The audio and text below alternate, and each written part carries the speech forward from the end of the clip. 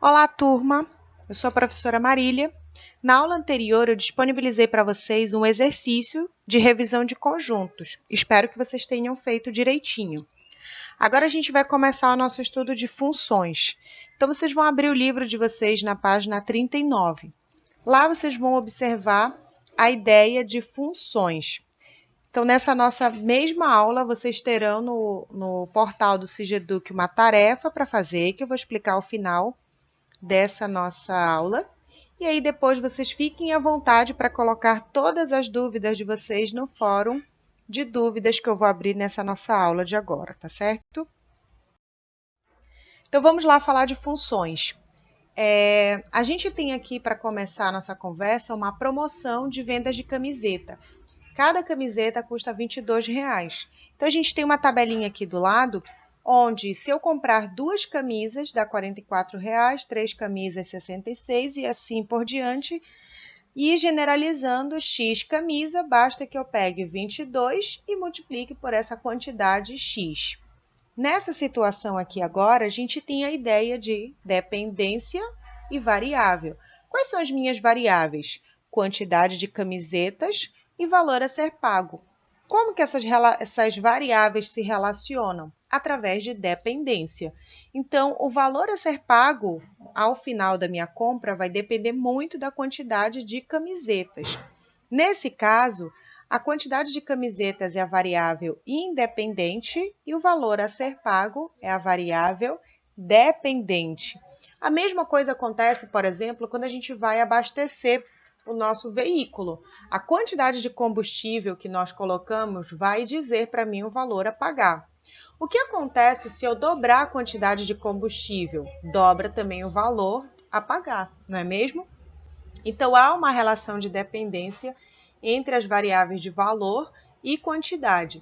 Se nós analisarmos essa nossa tabela e tentar resumir essa informação, nós podemos dizer que Y vai ser chamado de valor a ser pago.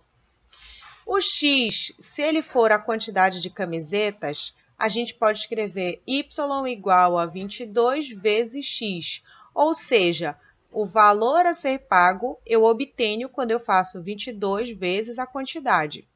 Nesse caso, muito frequentemente nós vamos formalizar o Y como sendo dependente do X.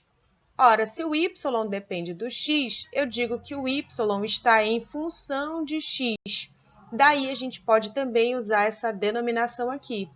F de x igual a 22x. Então, a gente pode também chamar para y de f de x. Aqui nós temos a mesma situação da camiseta, só que organizada como diagrama de Venn. No primeiro conjunto, a gente tem a quantidade de camisetas. No segundo conjunto, a gente tem o valor a pagar.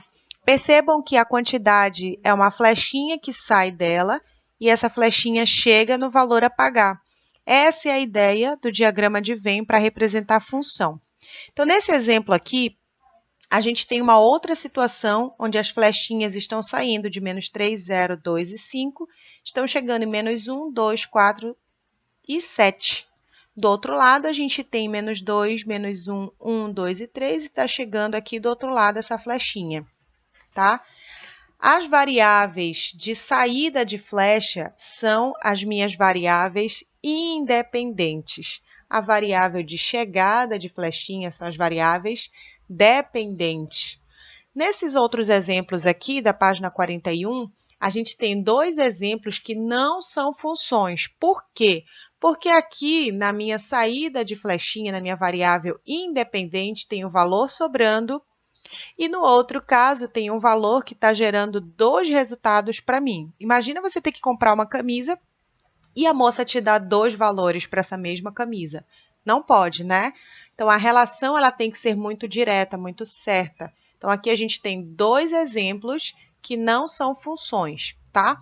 Só para a gente formalizar essa questão do diagrama de Venn, o conjunto de partida das flechinhas, o primeiro conjunto, a gente chama de conjunto domínio. É o conjunto de todas as variáveis independentes. O segundo conjunto, que é onde a flechinha chega, a gente chama de conjunto imagem. É aonde os valores chegam, tá? Então, toda vez que a gente tem uma função, a gente tem o conjunto de partida, que é o x, domínio, e o conjunto de chegada, que é f de x, imagem, também conhecida como y, tá?